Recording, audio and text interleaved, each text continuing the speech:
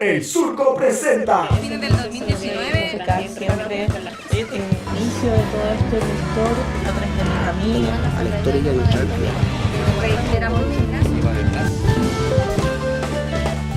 Los cerros resisten. Hola, ¿qué tal? Capítulo número 13. Hola, hola, nos volvemos a encontrar. Volvemos al estudio principal. En la vuelta a la casa, ya varios capítulos que estábamos afuera. Hoy volvemos al estudio querido. Terminamos de grabar unas cositas, así que el ambiente está muy grato. De hecho, una confidencia, acabamos de grabar el relato que va a sonar hoy. En este capítulo de día lunes 8 de marzo, el Día de la Mujer. Un saludo ahí a todas las chicas que luchan y que nunca se detengan de luchar porque su causa es muy linda. Recordamos que este es un día exclusivo de las mujeres. Esperamos que no haya habido figurines en las marchas. Los clásicos acoplados que le llaman. En este Día de la Mujer tenemos En las cápsulas literarias a Cristian Muñoz Vera. en los relatos locales tenemos a Hombre Verde, featuring Dúo Almendra. Y en la entrevista tenemos a Rosa Alfaro. Comenzamos este 8M con las cápsulas literarias, en donde tenemos a Cristian Muñoz Vera, profesor, filósofo, escritor e investigador, con quien estuvimos hablando sobre el libro Religiosidad e Indigenismo. ¡Nos vamos! Nos encontramos nuevamente junto a ustedes en esta sección del programa. En esta oportunidad conversaremos sobre los pueblos originarios y cómo la invasión europea los ha silenciado poco a poco durante todos estos siglos. Y sobre todo con su gran herramienta moderna, el sistema capitalista. Este sistema ha ido quitando la identidad indígena de estos pueblos y su relación con la naturaleza, y por consiguiente con sus deidades y toda su trascendencia ancestral. También veremos cómo la educación puede, o no, depende, rescatar esta cosmovisión indígena tan valiosa para analizarla y usarla para poder arreglar las problemáticas de la sociedad actual. Para lo cual conversaremos con el propio autor de este libro, que analizaremos en este minuto, llamado Religiosidad e Indigenismo. Esta persona es el escritor, profesor, filósofo e investigador don Cristian Muñoz Vera, que vive en Valparaíso, viene de Magallanes, del sur de Chile, y él es la persona que ha estado investigando sobre todo este tema del indigenismo acá en Chile, un tema muy interesante y muy poco también cultivado. Hay muy poca literatura al respecto y este libro es digno de rescatarlo, tiene mucho poder. Saludamos entonces a Cristian Muñoz, que está aquí conmigo. Mucho gusto, Cristian, ¿cómo estás? Igualmente un agrado poder compartir y reflexionar sobre este tema al que le he dedicado bastante tiempo y creo que es de interés público. Bueno, muy interesante yo creo este trabajo. Para nosotros también es un placer tenerte acá con nosotros. Tenemos la oportunidad de conocerte, hemos estado en una actividad contigo, una actividad espiritual en la playa Quiriyuca hace muy poco tiempo, con Alexis Canivilo, y fue una actividad muy enriquecedora, muy práctica también. Así lo percibí yo también. Sí, mira que partamos entonces haciéndote unas preguntitas sobre el libro para que la gente también sepa de qué estamos hablando. ¿Por qué el nombre del libro y por qué la temática? Yo antes de este libro había escrito otros dos que van en la línea del tema del indigenismo, porque a mí me pareció en algún momento de mi proceso formativo, yo me he formado sobre todo en el mundo del espacio pedagógico, y que me parecía interesante el tema de la ausencia de lo indígena. Y en el proceso investigativo me di cuenta de que esa ausencia era silenciamiento, no era porque alguien se fue porque quiso o fue causado por algo. Entonces, a partir de eso me pareció importante, como una lista de reivindicación desde el punto de vista del derecho humano, qué sé yo, abordar ese tema.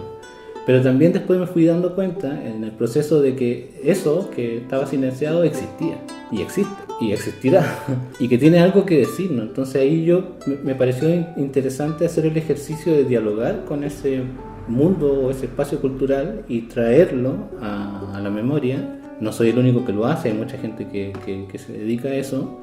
Pero me parecía también importante hacer un aporte y también reflexionar, porque en algún momento yo muy tardíamente me tomé conciencia de esto. Y sobre todo ahí me pareció que había un tema con la educación, en términos de cuánto la educación nos permite a nosotros valorar eso. Y por eso, y bueno, y el tema de religiosidad es porque yo tengo formación teológica y tampoco había caído en la cuenta de que el mundo indígena también tiene un espacio de religiosidad o de experiencia con lo trascendente o de espiritualidad, de sabiduría ancestral, que ahí hay tópicos que se relacionan y me parecía interesante juntarlo porque no lo había hecho, pese a que tengo una formación teológica y no había entrado en ese espacio de reflexión en los dos libros anteriores. Me parecía importante hacerlo ahora. Materializarlo en el libro. Mira, así cortito, dinos los títulos de tus libros anteriores, por favor. Sí, el primero es una palabra difícil, está en el idioma cahuéscar de la etnia del extremo sur de Chile, se llama Ouseracás, que la traducción es como tomar conciencia de algo, darse cuenta, que va en la línea más de los derechos humanos, de reconocer la extinción, de por qué hubo extinción de un pueblo originario. Y la segunda se llama etnoeducación crítica, que es como un concepto que yo acuñé, producto de que existen dos modelos de educación. Está la educación intercultural o educación intercultural bilingüe, que es la que más ha tenido desarrollo en América Latina, y está la etnoeducación, que es como un análisis más bien académico sobre el tema de la identidad, por decirlo de alguna manera. Pero yo quise poner el énfasis en lo crítico, en el análisis crítico de por qué ocurren esto. Obviamente ahí uno tiene que recurrir a las teorías críticas, y ahí bueno, la escuela de Frankfurt, que en el fondo yo tengo formación filosófica, entonces tomé esos elementos, que también en América Latina ha habido mucho pensamiento crítico, sobre todo desde la teología de la liberación, etcétera, que me parecía interesante tomar esos elementos y hacer análisis desde esta perspectiva, una perspectiva crítica, que me parecía que era algo que se ha hecho en algunos lugares, pero a mí me parecía que no se había desarrollado, por lo menos acá en Chile yo he visto poco, y había que hacer un aporte. Yo creo que lo he logrado. Como ese punto, como un aporte. Exacto. Además que estos 3 libros tú lo has desarrollado más o menos en una década, los 3. Exacto. Entonces hay un trabajo ahí fuerte de por medio, que me imagino leer mucho, investigar, conocer gente también. Sí, el primer libro fueron 3 años de investigación y los otros 2 cada uno, entonces obviamente sí ha habido mucho trabajo. Mucho tiempo, mira qué bien, qué interesante. Cristian, ¿tú crees que hay relación entre elementos de la experiencia trascendental indígena con la religión moderna, digamos? Esa es una pregunta muy interesante porque nos lleva al tema de la identidad. Si uno mira históricamente el proceso de las etnias, los pueblos originarios, primeras naciones, como se le quiera llamar, ellos originalmente tuvieron una relación con lo trascendente, tuvieron una espiritualidad y la siguen teniendo, pero también hubo un proceso de evangelización, principalmente con el catolicismo, después otras visiones cristianas como las evangélicas, etc. Y ese proceso de hibridación, claro, hoy día también está instalado en el mundo indígena. O sea, hay muchos indígenas que profesan el cristianismo y creen profundamente en él.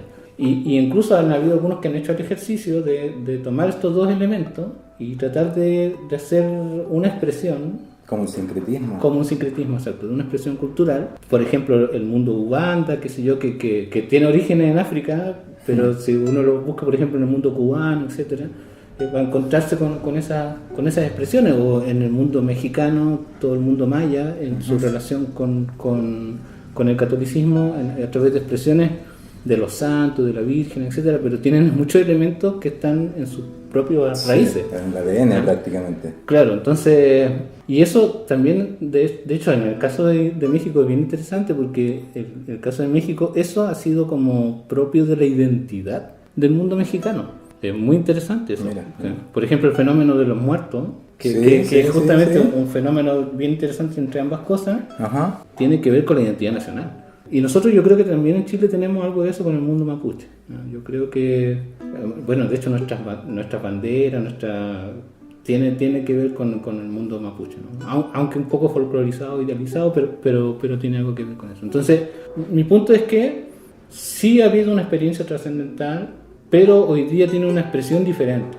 hay algunos grupos indígenas que tratan de mantener como lo esencial del original, pero ya es complejo ya, porque ya ha habido cambios, ya ha habido una mutación, por así decirlo, en la manera incluso de relacionarse con la cultura. Es todo un trabajo entonces, evidentemente, dedicarse sí. a la investigación, hay que tomar muchas aristas Claro, no es tan simple verlo blanco y negro, o sea, o soy cristiano o soy indígena, sino claro. que más bien hay todo un tema de interacciones entre las espiritualidades. Ahí entra el tema también del indígena urbano, que se le llama. Exacto, porque el indígena urbano, al vivir en la ciudad, su manera de expresarse espiritualmente tiene una manera distinta, ¿no? O sea, por ejemplo, por decirlo, los mapuches siguen celebrando el Huachipantu, pero se visten diferente porque, claro, sí, con jeans seguramente, evidente, porque eso es lo propio de ellos, o sea, claro. Como son, ¿me entiendes? Porque eso no es, para ir a celebrar el Huachipantu para un mapuche no es folclore. Es parte de su vida, es lo que cree, la forma como se expresa. Se lo han enseñado sus abuelos. Exacto, entonces, pero él es lo que es en ese momento, ¿me entiendes? Entonces, es distinto como lo vive un mapuche, no sé, en algún lugar de Temuco, no sé, en Padre Las Casas o qué sé yo. Hay similitudes, evidente que sí, porque está la misma raíz. Pero también hay expresiones diferentes, ¿no? Y tiene que ver con el espacio cultural en el que vive. O el comportamiento también un poco, o cómo se realiza. Por ejemplo, creo yo que también los pueblos indígenas tienen un cierto ritual para comunicarse con lo divino, con lo trascendental, y así también el occidente tiene una forma de hacerlo, distinta a lo mejor, pero sí, claro. Lo que tienen en común es esa comunicación con lo divino, digamos. Sí, yo creo que, exacto, yo creo que para el mundo indígena lo espiritual no está separado. En cambio, para el mundo occidental sí lo puede vivir separadamente. Por ejemplo, si es católico, uno va a misa y en ese momento, ¿no es cierto?, vive su espiritualidad, pero después se va afuera y sale y ya es otra persona, por decirlo de alguna forma. Entonces, para el mundo occidental es como más fácil separarlo. Claro. Para el mundo indígena, como también creo que debe ser para el mundo oriental, y algunas expresiones religiosas del mundo oriental son indisolubles. Sí. Me imagino yo que eso es porque son milenariamente ellos están en contacto con ese aprendizaje que ni siquiera es escrito muchas veces, pero lo traspasan de tal forma en sus genes que es muy potente. Exacto. Demasiado potente. Exacto. Bueno, por lo mismo te pregunto, ¿por qué tu interés de abordar este tema tan interesante del indigenismo y relacionarlo con la educación? Buen punto, porque yo lo que veo es que la educación puede ser un espacio para valorar lo indígena, pero también puede ser un espacio para, consciente o inconscientemente, silenciar esa dimensión de la conciencia para valorar, porque obviamente uno no puede valorar aquello sobre lo que no tiene conciencia. Y yo creo que si la educación no dice qué es lo indígena y cuál es la relación con la vida de uno, ¿no? Porque si no uno puede mirarlo como algo que lejano, algo que ocurrió, algo que aconteció, es como ir a los museos, claro, ¿no es cierto? Claro. Y ver imágenes de indígenas, entonces uno dice, esto fue algo como ocurrió hace mucho tiempo. No, hoy día está con nosotros. Sí. Entonces esa dimensión de relación se puede cultivar en el espacio educativo. Y ahí yo quiero también como hacer un énfasis en no entender la educación simplemente en el espacio formal. Porque también nosotros tenemos una tendencia a usar el concepto de educación y ponerlo en el espacio formal, de la educación formal. Hay otros espacios que también son tan educativos como lo formal. Claro. Los medios de comunicación, etcétera, ¿no? Las mismas relaciones de interacción societal que tenemos, ¿no? nos producen formas de entender el mundo, ¿no? Y por lo tanto nos educan. Y yo creo que ahí me parece que es súper interesante ver cómo esa educación adhiere o no a la conciencia para poder valorar lo indígena. Y ahí la gran pregunta es, ¿qué es lo que se puede valorar? ¿Qué es lo que me puede ofrecer a mí el indigenismo? Que yo no soy indígena, ¿no es cierto? ¿Qué es lo que me puede ofrecer a mí que podría ser valorable? La última pregunta, don Cristian, se nos está acabando el tiempo. Muy bien. Creo que hemos tocado el tema un poco superficial, pero profundizando yo creo que dentro de lo que podemos. Cristian, si tú en un supuesto imaginario tuvieras el poder de escoger una civilización o un pueblo originario de América, de cualquier parte de nuestra geografía, si pudieras tú rescatarlo y que volvieran a la vida algún pueblo que ya está extinto y pudieras instaurarlo en alguna parte de América donde pudiera ellos vivir tranquilamente, ¿cuál pueblo escogerías y por qué? Te voy a contar una experiencia que viví en Magallanes, conociendo a una chiquilla que era yagán, de origen yagán. La última hablante yagán, Úrsula Calderón, ya falleció.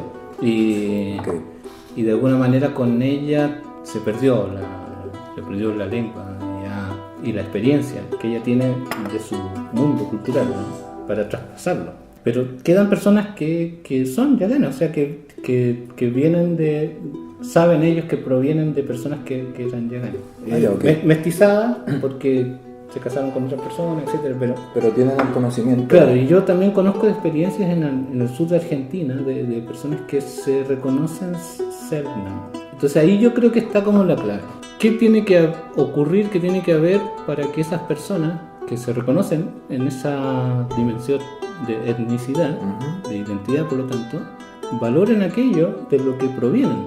O no valoren, porque también puede ocurrir eso, ¿no es cierto? Y en esa revaloración yo creo que ahí se puede hacer una resucitación, si se puede usar el término, del originario. Pero tiene que producirse el espacio referente valorativo, porque voy a poner el ejemplo del mundo mapuche. El mundo mapuche fue perdiendo su habla, su lengua, porque el trato que tenían con las personas que eran mapuche era tan denostante que obviamente la persona tenía temor de hablar mapuzungún o de usar vestimenta, ornamentas mapuzungún, porque iba a ser objeto de burla, etcétera, ¿no? O sea, no solamente se puede acallar un pueblo llegando con la espada, con la fuerza, sino que también se puede silenciando su idioma. Los antropólogos utilizan dos conceptos para hablar de esto. La pérdida total de la lengua le llaman diglosia. ¿Ya?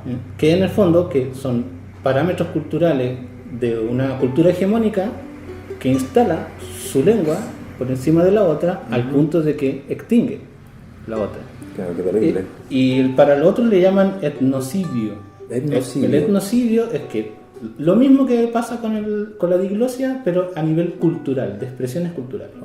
Se instala una cultura hegemónica y al final termina reemplazando la otra, pero eliminándola. No incorporándola, ¿me entiendes? No hay una retroalimentación. Exacto, ¿no? Claro. Sino que la tiende a eliminar porque la considera inferior. Y ese racismo, en el fondo, que está debajo, es el que yo intento como decir que si los no indígenas no asumimos esa concepción, vamos a seguir promoviendo esta forma de subalternizar a los indígenas. Siempre se ha tomado al indígena, la palabra indio incluso suena como denigrante, minorativo un poco.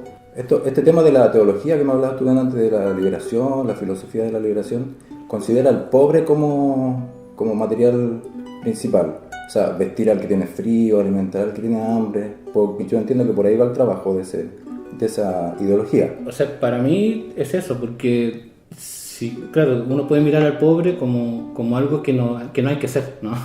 Y por lo tanto se tiene que convertirse en otra cosa. Porque yo creo que hay una dimensión de la pobreza como cultural. Y me voy a referir a lo popular, ¿no? Me parece interesante entender lo popular como cultura, o sea, que yo me sienta bien en eso. Porque si no, yo voy a querer ser otra cosa y eso ya no va a dejar de existir. Sí, claro. Como la cueca chora acá en Valparaíso, ¿no es cierto?, que tiene toda una dimensión de valoración de lo cultural, ¿no? Yo creo que con el mundo indígena pasa exactamente lo mismo. Entonces yo creo que lo que hay que hacer es que los no indígenas valoremos esta dimensión de la cultura. Como inverso.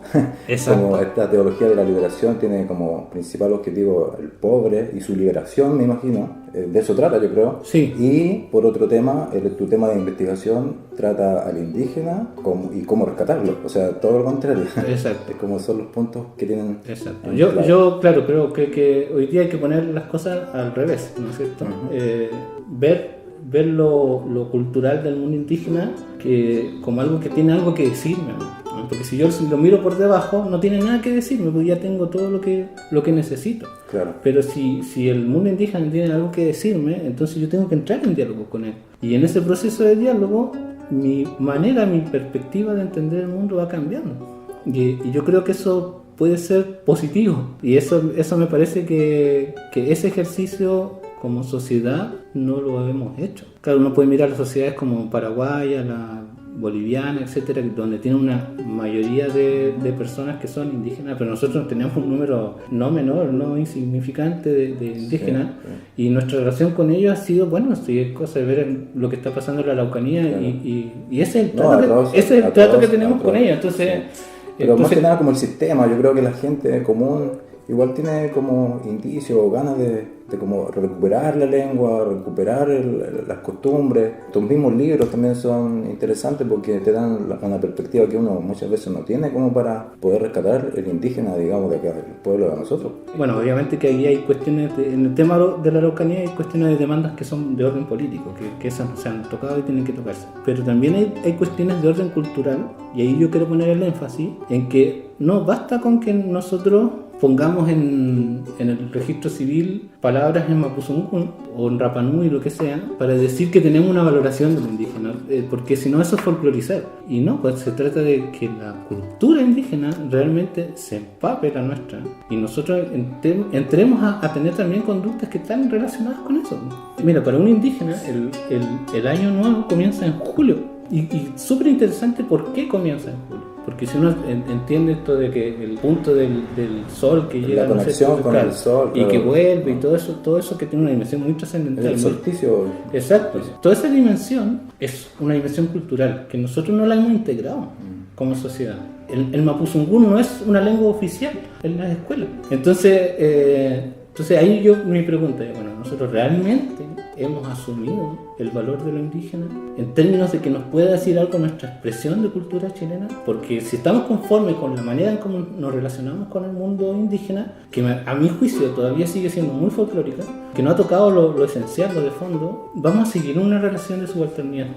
Mira, ese es mi punto. Bueno, bien, Cristian, creo que ha sido una grata conversación, muy profunda, muy ilustrativa, muy educativa para mí también. Yo siempre me ha interesado este tema, pero como hay poca bibliografía también, uno es poco lo que puede aprender. Que nada, mi trabajo ha estado siempre relacionarme con el entorno y a través de la espiritualidad. Lo viste una vez tú en una experiencia que vivimos en Quiriyuca. Y bueno, nada más que agradecerte el tiempo, agradecer tu trabajo y esperamos de todo corazón que tu trabajo investigativo siga teniendo frutos y se materialicen en nuevos libros para poder quizás entrevistarte en otra oportunidad. Muchas gracias, Cristian. Muchas gracias. Esa fue la entrevista con Cristian Muñoz Vera, quien ha dedicado su tiempo preciado a investigar los pueblos originarios y su relación con la religión y la educación.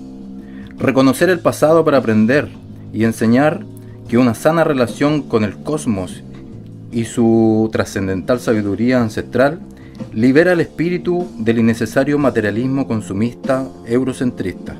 La liberación está en el indígena. Las redes sociales de Cristian Muñoz Vera y los links de descarga de los libros del mismo se encontrarán en la descripción de este video. Hola, hola, hola, nos encontramos aquí nuevamente en otro capítulo. Yo creo que es la sección más aclamada por todos los oyentes mensuales que tenemos en esta gran radio. Son los relatos locales. Bueno, tenemos de acompañado al Hombre Verde, que ya lo hemos visto incursionando con bastantes bandas que se han presentado a lo largo. Y tenemos al dúo Almendra, así que se viene una grata mezcla. Recordar que se vienen sorpresitas, las bandas van a hacer una especie de conjunto y van a empezar a sonar los últimos 2 relatos ya que nos van quedando. Van a ser mucho más colaborativos entre las bandas, así que se vienen unas sorpresitas. Bueno, hoy tenemos el relato que se llama Perturbado de el comandante Reinaldo Morales.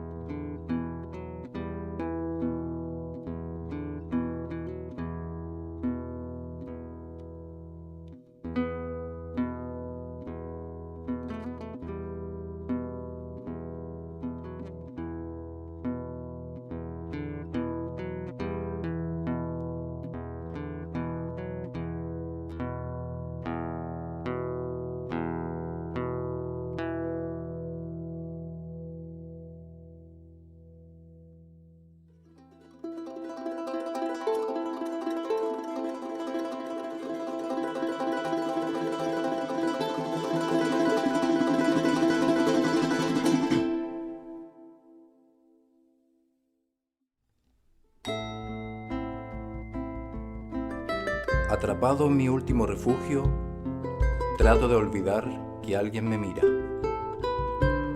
Protesto por la caída del hombre verde en manos de las locas añejas. Cansado, busco su venganza. Esto se ha convertido en una historia sin principio. Mejor improviso un cuento a la rápida. ¡Maldito tiempo! Desearía no estar aquí, pagando en el supermercado.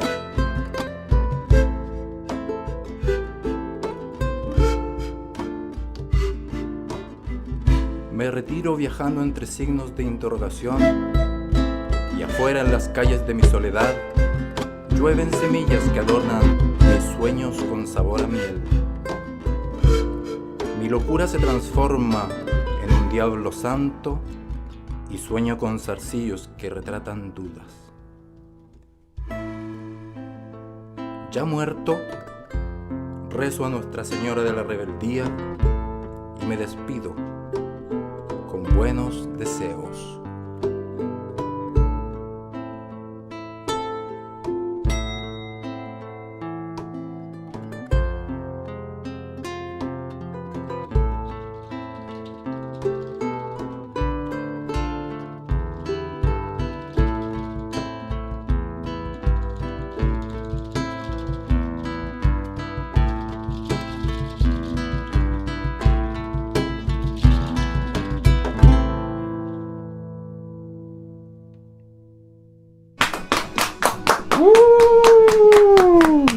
Gracias. Impecable ejecución.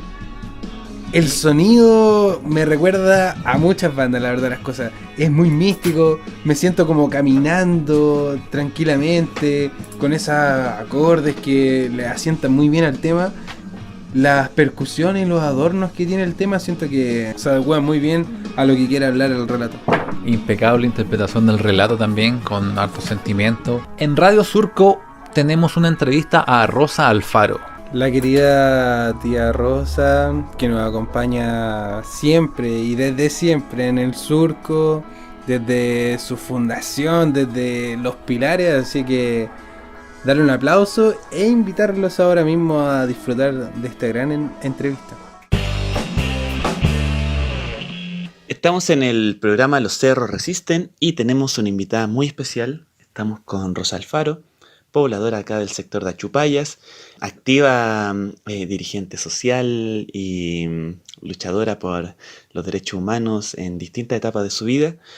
Y también miembro del Centro Cultural Surco en distintas etapas también. Así que invitada muy especial para nosotros. ¿Cómo estás?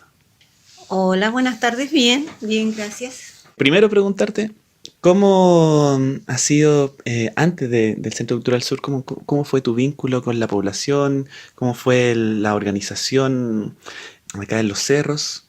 ¿Cómo lo viviste eso? Bueno, yo desde los años 80 más o menos que participo en las organizaciones de las poblaciones, también en la militancia de la Juventud Comunista, y me inicié en este proceso revolucionario que ha tenido todas estas poblaciones nuevas, en el sentido de que han tenido que trabajar mucho para lograr lo que ellos tienen, que es la dignidad de tener un terreno, una casa. No hay que olvidarse que esta población la compró un sindicato hace mucho tiempo atrás, y que fue el primer sindicato a nivel nacional que tuvo una población, el Sindicato de los Empleados Públicos. Entonces, esta población muy especialmente se ha forjado con mucho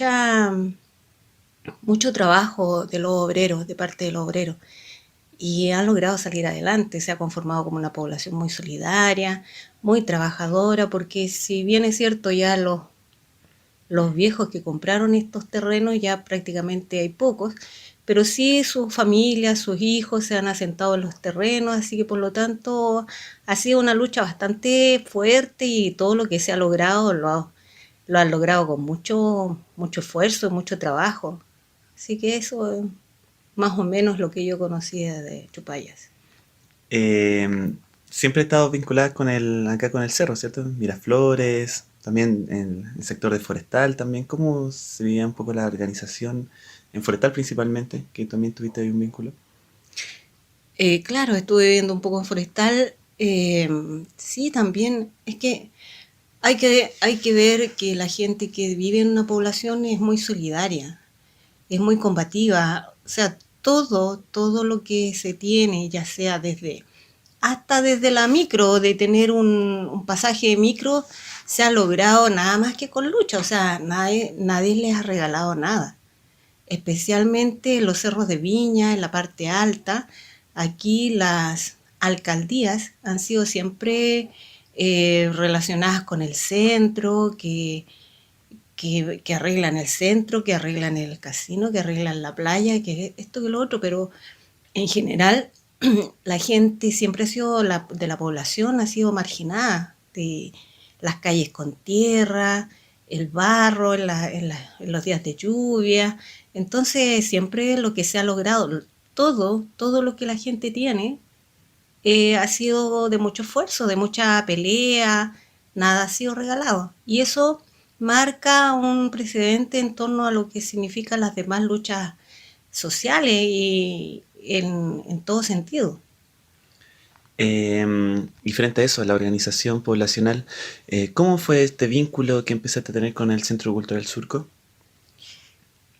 Bueno, como decía yo, pertenecía a la Jota, entonces en ese tiempo ya se conocía en los años 80 el asunto del centro cultural, que aparte de que habían muchos centros culturales acá, no era el único. Entonces todo estaba vinculado a una lucha social también. En plena dictadura, las ollas comunes, en Miraflores, en Forestal, habían muchas ollas comunes que al final, en general, los militantes de la Juventud Comunista eran los que las organizaban y en definitiva era el trabajo que se hacía a nivel poblacional. El Surco surgió dentro de una organización de pobladores, de muchos pobladores que estuvieron a cargo de la parte cultural de todo este cerro. Y también marcó un precedente y ha sido como históricamente también parte de este cerro. Y bueno, entre otros cerros, Forestal, Achupayas, Chorrillo, Miraflores, se formó una cadena de centros culturales en que en esos años se logró una muy buena convocatoria y era el punto de encuentro de la parte de la cultura con los cerros. La gente antes tal vez o no tenía acceso o simplemente no estaba motivada porque no lo tenía a la mano.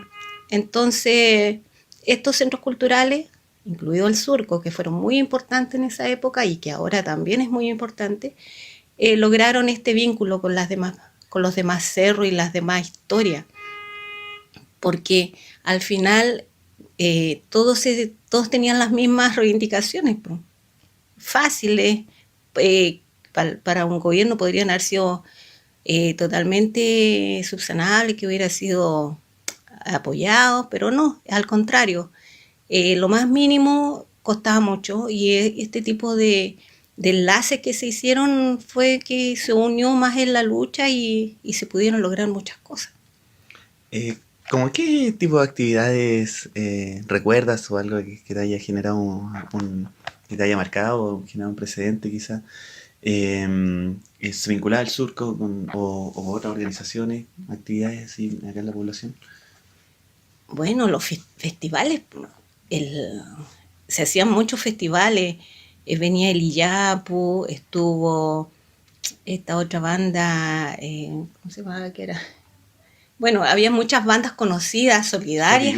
Sol y Lluvia, ¿no? Sol y Lluvia estuvo acá, incluso hace poco en una entrevista Amaro se acordaba de cómo había sido bien recibido en Achupaya. Venían muchas bandas de Santiago y solamente, o sea, solidariamente venían sin cobrar ningún peso ni nada, porque era una época bastante difícil y era necesario entregar en la cultura. Y los festivales, se celebraba el Rótulo chileno, ahí en la cancha de los Halcones Rojos se celebraba el roto chileno, había una fiesta, a pesar de todo el dolor que significaba la dictadura, pero era una forma de salir adelante, de alegrar un poco lo que era y nuestras raíces, y al final la cultura nos lleva a reconocernos. Entonces ahí era como un momento bien importante y especial.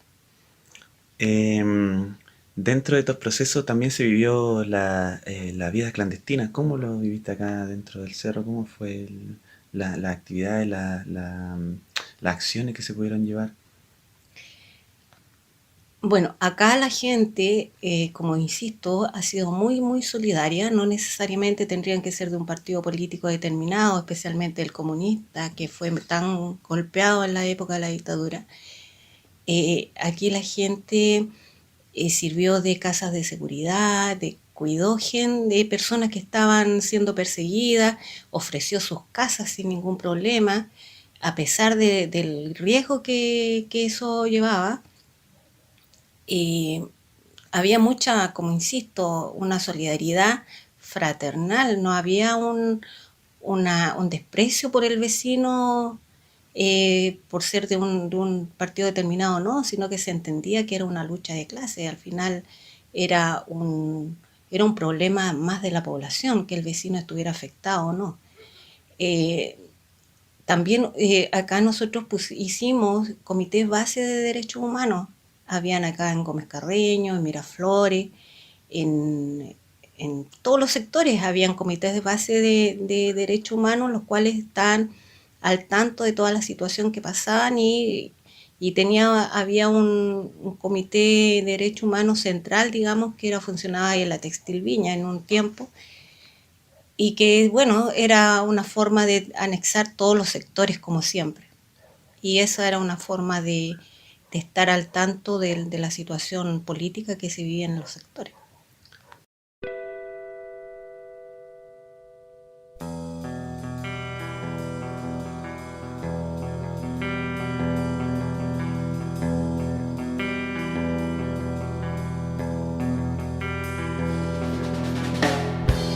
Sueñan las pulgas con comprarse un perro y sueñan los nadie con salir de pobres. Que algún mágico día llueva de pronto la buena suerte, que llueva a cántaros la buena suerte. Pero la buena suerte no llueve ni ayer, ni hoy, ni mañana, ni nunca. Ni en llovinas cae del cielo la buena suerte.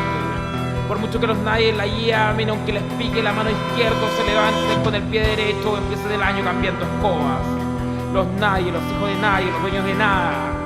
Los nadie, los ninguno, los ninguneados, corriendo la liebre, muriendo la vida, jodidos, re jodidos, y que no son aunque sean, que no hablan idiomas sino dialectos, que no profesan religiones sino supersticiones,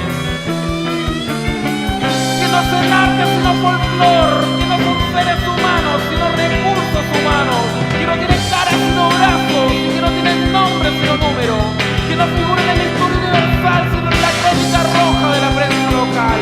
Los nadie, los ninguno, los nadie, que cuestan menos que la bala que los mata.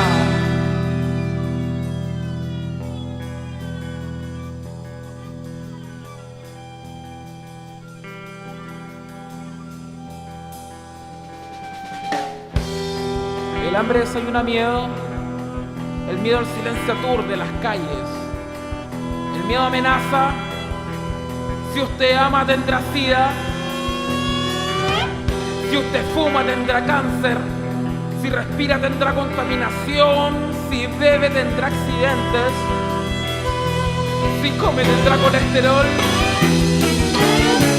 Y si habla tendrá desempleo. Si camina tendrá violencia. Si piensa tendrá angustia. Y si duda tendrá locura. Y si duda tendrá locura. Y ahora, si sienten, escúchenme bien, si sienten tendrán soledad.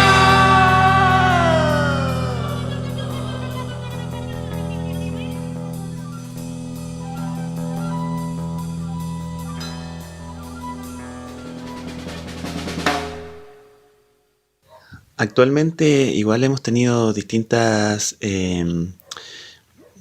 situaciones que nos han llevado a forjarnos de nuevo con distintas instancias. Por ejemplo, en la Comisión de Derechos Humanos se ha visto bien activa frente al tema de la revuelta. ¿Cómo lo viviste tú estos procesos más actuales? Ay, fue horrible porque es como volver atrás en el sentido de que de la injusticia, como había un rayado por ahí que decía, claro, antes estábamos bien, pero era mentira, ahora estamos mal, pero es verdad. Y eso de que estábamos bien, pero era mentira, eso yo creo que eso también nos tenía en un sopor. La Comisión de Derechos Humanos nunca ha dejado de funcionar, siempre ha estado presente, hemos estado haciendo actividades en la plaza de Viña, etcétera, entregando documentos, pero todo era así información. Y el estallido nos descolocó en realidad, nos puso en una situación muy conflictiva, muy difícil, dolorida además, porque también la falta de recursos nos impedía hacer muchas cosas. No, el trabajo se veía dificultado porque no teníamos medios. Entonces ahí surgió nuevamente la solidaridad con los medios, con las personas, con los abogados. Destacar, por ejemplo, a Rita Pereira, que fue una de las personas que también se movilizó mucho con los detenidos, con los jóvenes detenidos. Era la encargada de sacar a los adolescentes de la cárcel, entonces, de la comisaría. Nosotros estábamos en la posta, en el hospital, viendo también a los heridos. Entonces, bueno, tratando de darle información a los heridos, no era que nosotros... una información de parte de la comisión, de cómo tenían que hacerlo, de dónde llegar, qué abogados podíamos designarle, y hacer un seguimiento de todas estas causas. Entonces, al final fue mucho trabajo, mucho, no teníamos, como digo, los medios, nos llegábamos muy tarde a la casa, sacándolos a los jóvenes, etc. Un trabajo arduo, y bueno, y eso también nos dio... como que nos dio vuelta en realidad, diciendo de que no nos tendríamos que haber quedado nunca en ese sopor, sino que siempre haber trabajado. Pero bueno, así se aprenden las cosas, y es el momento de estar más preparado y echar para adelante. La verdad es que vienen tiempos muy difíciles, tiempos que tal vez nos quieren adormecer nuevamente, pero ya la cosa ya cambió y esto no tiene vuelta, no hay un retroceso, todo lo de aquí para adelante es avanzar. Respecto al tema de la memoria, el tema de quizá igual dentro del proyecto que nosotros estamos forjando, estamos realizando relatos. ¿Cómo te suena ese término, la memoria? Principalmente acá dentro de la población, sé que hay varios, lo mismo que dijiste tú, fundadores o personas que dieron la lucha acá en estos sectores. ¿Qué te genera el tema de la memoria? ¿Cómo lo ves? ¿Cómo te gustaría tratarlo? La memoria es un tema muy importante porque es toda la historia que lleva un pueblo, ya sea desde una persona, un individuo, hasta todo un pueblo entero, un país. Como se dice, sin memoria no avanzamos, no podemos si no tenemos memoria repetimos los mismos errores. En este sentido del rescate de la memoria, de enaltecer a nuestros héroes, porque muchas personas que están en la, como te dijera, no tienen no fueron tan relevantes en la política, pero sí en su población. Sí entregaron, hay muchas personas que entregaron hasta su vida por un vecino, por lo que acabo de decir es de cuando había que esconder personas que estaban siendo perseguidas, el vecino sin problema abría su puerta, y así es como cayeron muchos también. Entonces, esa memoria, eso lo hizo no solamente porque era un buen vecino, sino porque tenía principios. Y los principios se valoran. Aquí nosotros los principios los tenemos que enaltecer y ser más convencidas de que nos lleva a algún fin. No podemos olvidarnos de que como individuos hicieron tal cosa en el momento adecuado.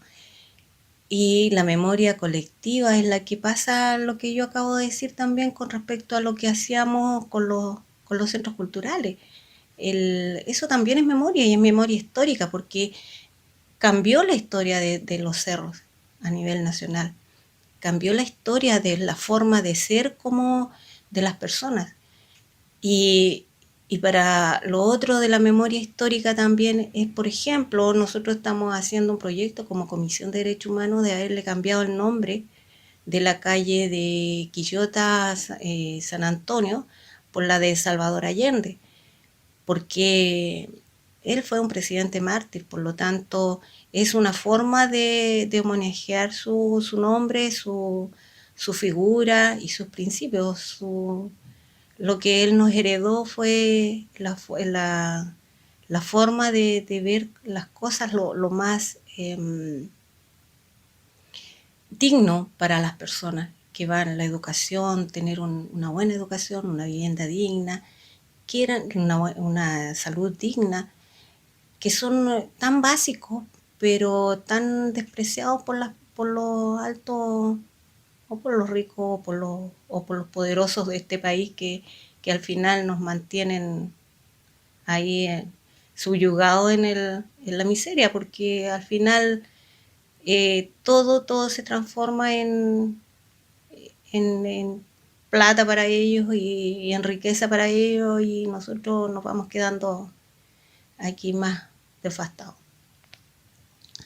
Para ir terminando, me gustaría que dijeras unas palabras, algún saludo, algún mensaje que quieras entregar a jóvenes, a adultos, a las personas de la población que quieran escuchar esta entrevista. Tienes 2 minutos. Hoy sí, la verdad es que es como yo me enorgullece la forma en que ustedes están tratando el tema. Nos han dado una verdadera sorpresa, porque al final uno piensa que no, los chiquillos andan en otra, no les importa, y la verdad es que nos han demostrado que sí les importa, y es muy buen camino lo que están llevando. Nos han dejado digamos, con una vara muy alta en realidad con el trabajo que se está haciendo, porque nosotros los más viejos nos estamos quedando así como en el camino, digamos. Pero la verdad es que ustedes lo están haciendo bastante bien, se ve mucho movimiento, se ve mucha cultura, y todo el mundo está de alguna manera, todos los jóvenes especialmente están haciendo alguna cosa, que música, que baile, que todo es importante para la entrega de la cultura. Y bueno, lo que tienen que hacer más es educarse, leer, mucho leer, porque eso también nos enseña los conceptos, la forma de ver mejor las cosas. Más que nada educarse, porque eso también se mantiene en el tiempo. Un libro nos dura toda la vida, así que las enseñanzas de un libro nos dura toda la vida. Y bueno, ser jóvenes con muchas ganas de hacer cosas, alegres. A pesar de todo, la alegría tiene que reinar, tiene que ser una forma de vida. Y ustedes la tienen, así que los felicito. La verdad ha sido muy gratificante ver el trabajo que se han hecho, y que lo han hecho solos en realidad. Nosotros no hemos aportado mucho. Así que eso, y que bueno, sean felices, ¿no? Ya, pues, muchas gracias. Bueno, nosotros, o sea, a partir de los cimientos que generan ustedes también, nosotros estamos ahí dando pasitos. Pequeño aporte. Muchas gracias. Nos despedimos de Rosa Alfaro. Agradecemos su tiempo y chao.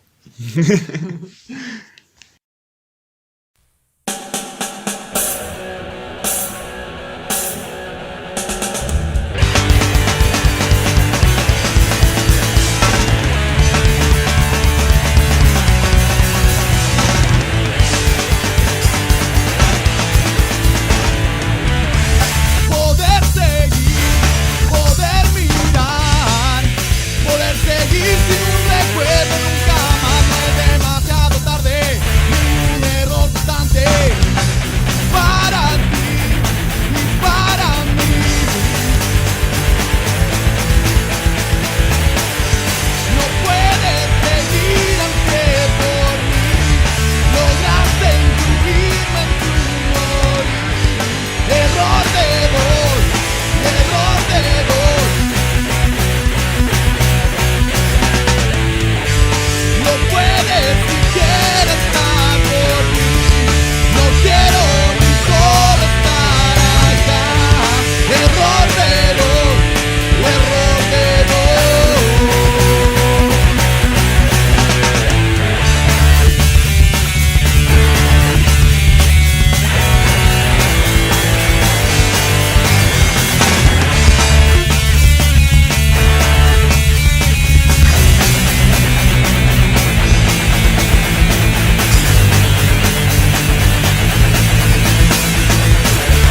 No recaeré, no recaeré. Por tu dolor, por tu dolor, por tu dolor, por tu dolor, por tu dolor. No puedes seguir aunque por mí lograste incluirme en tu morir. Error de dos, error de dos. No puedes si quieres estar por mí. No quiero ni solo estar acá. Error de dos, error de dos.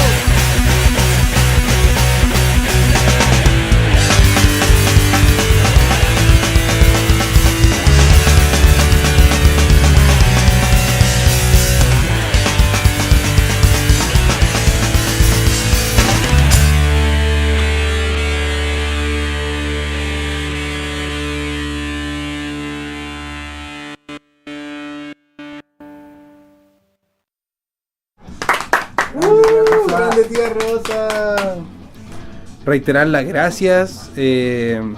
Increíble esta experiencia. Una manera en cómo sacar una conclusión adecuada en tiempos que si fueron difíciles para este país, una dictadura, y saber llevar una resistencia, saber armarse de espacio, de informar de otras maneras y estar en constante peligro, que siento que fue el horror de esta época, la censura y la infinidad de persecuciones que hubieron. Entonces, un aplauso y gracias por la experiencia y por la conclusión que nos saca. La génesis del surco, nosotros tomamos la posta y seguimos. Lo que pudimos escuchar en medio de la entrevista fue la banda del Soliloquio con el tema Los Nadie, y finalizando la entrevista pudimos escuchar a la banda A Mano Armada con el tema Error de Dos.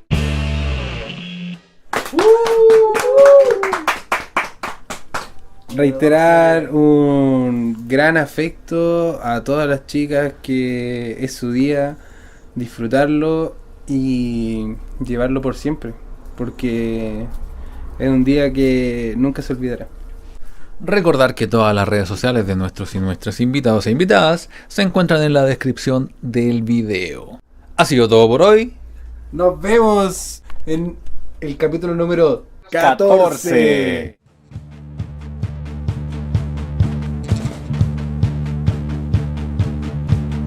Las opiniones vertidas en este programa son de exclusiva responsabilidad de quienes las emiten y no representan necesariamente el pensamiento del Centro Cultural El Surco.